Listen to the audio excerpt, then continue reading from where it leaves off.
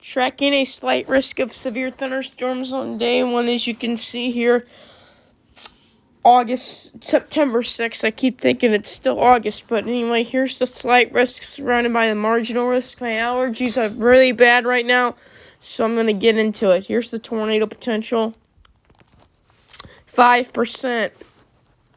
Damaging wind potential. And here's the hail potential.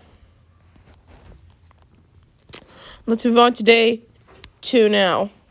Tracking no severe thunderstorms. On to day 3 now. Tracking no severe thunderstorms. On to day 4 now.